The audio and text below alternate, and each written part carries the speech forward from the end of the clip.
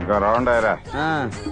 Royal challenge తాగేవాడివి మా హేమాద్రి వద్ద చేయగలపడం royal salute తాగుతున్నావు without water. వేసుకో.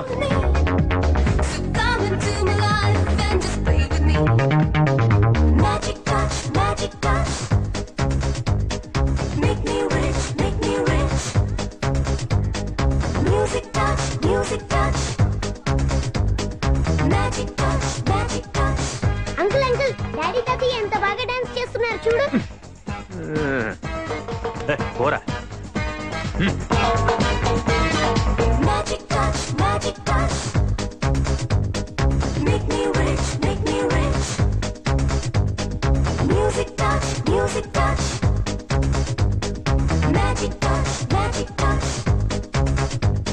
Ladies and gentlemen, I wish you all very, very happy New Year. జరిగిపోయిన సంవత్సరంలో మన వ్యాపారాలు వ్యవహారాలు చాలా చక్కగా జరిగాయి. అందుకు సపోర్ట్ ఇచ్చిన మీ అందరికీ కృతజ్ఞతలు. కాకపోతే సంవత్సరం చివరిలో బాధ పెట్టే సంఘటన జరిగింది. మన జడ్జి గారి తమ్ముడు నాకు మన హేమాద్రి బాబుతో సమానమైన వాడు, భవిష్యత్తులో ఎంతో పైకి రావలసిన వాడు అన్యాయంగా ఓ యాక్సిడెంట్ లో చనిపోయాడు. అతని ఆత్మ శాంతించాలని మనందరం ఓ నిమిషం మౌనం పాటిద్దాం.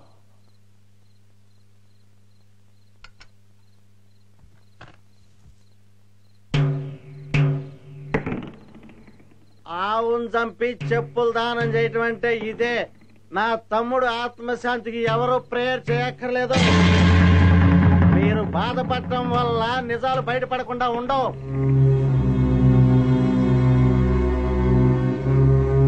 శోభనాద్రి గారు, సగం జీవితం మీకోసం బతికాను. ఇప్పటికి అర్థమైంది మీరు మీ కుటుంబం ఎంతకైనా సిద్ధపడతారని.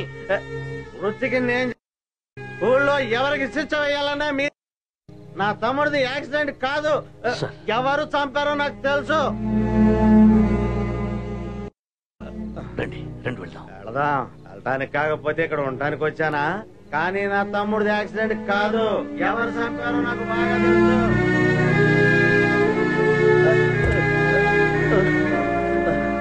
ఒక్కటి మాత్రం నిజం, నా తమ్ముడు చావుకి కారణమైన వాళ్ళని నేను వదిలిపెట్టను.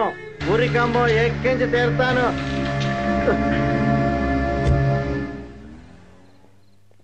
హేమాద్రి, రేపు జడ్జి గారింటికి వెళ్ళి పర్సనల్ గా సారీ చెప్పిరా. చెప్పింది వినపడిందా? Okay okay. శివాజీ, హేమాద్రితో పాటు రేపు నువ్వు కూడా వెళ్ళిరా. అలాగే డాడీ.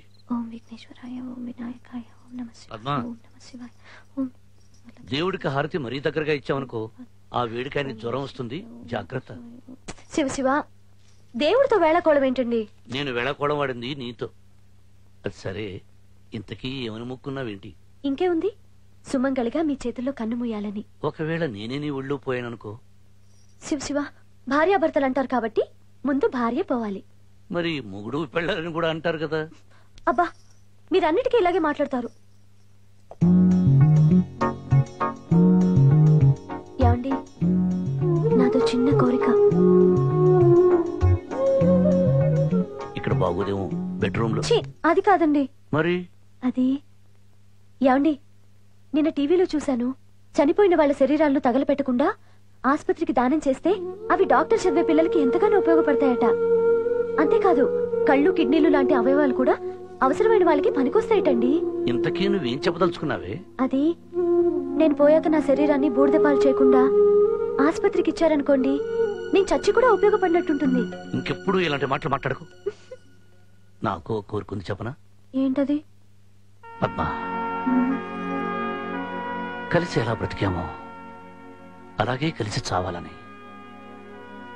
కానీ దేవుడు మగవాళ్ల పక్షపాతి, ముందుగా మగవాళ్ళని తీసుకెళ్తుంటాడు. శివ శివ, లేవండి, ముందు టిఫిన్ పెడతాను.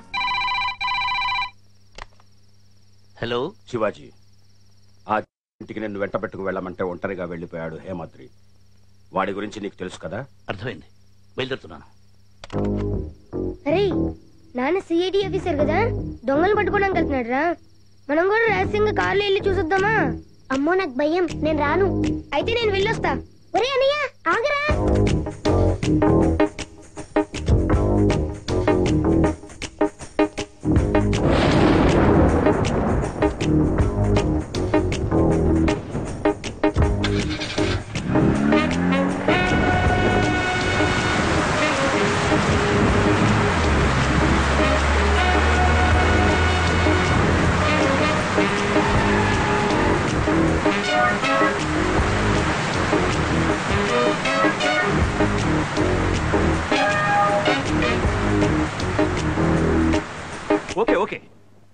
జరిగిందేదో జరిగిపోయింది. I'm sorry.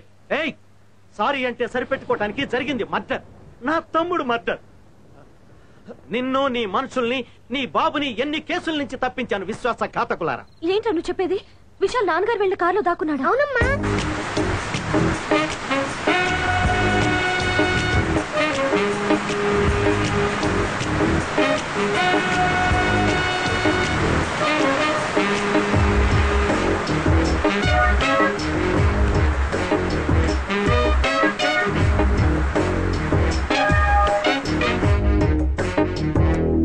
నువ్వు న్యాయాన్ని బజార్లో అమ్ముతుంటే మేము డబ్బులు పోసి కొనుక్కున్నాం.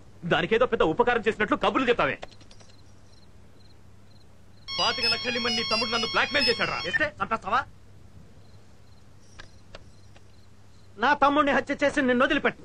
ఏ అడ్డొచ్చినా సరే నీకు ఉరి శిక్ష పడక తప్పదు. నువ్వెప్పుడో చేస్తావురా, కానీ ఇప్పుడే నీకు మరణశిక్ష విధిస్తున్నారు. హేమంత్రి,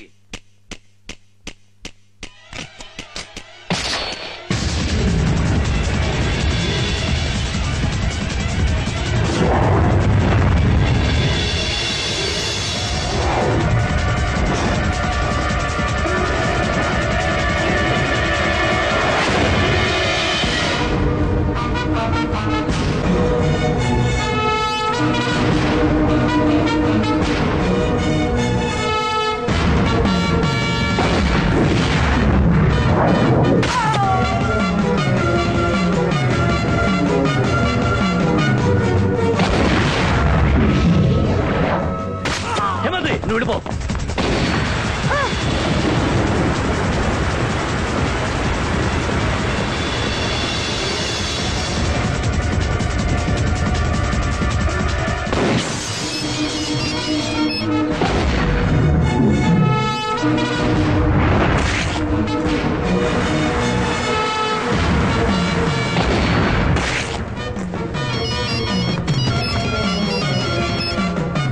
హలో, నేనండి పద్మన్ మాట్లాడుతున్నాను. మన విషయం మీ కారుకి వచ్చాడంట.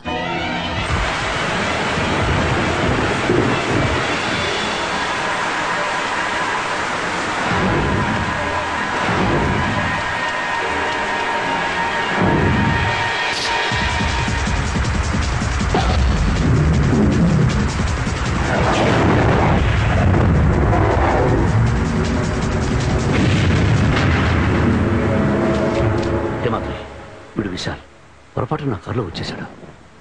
ఇక్కడ చూసింది ఎక్కడా చెప్పడుగా. హేమాద్రి, వీడు నా కొడుకు.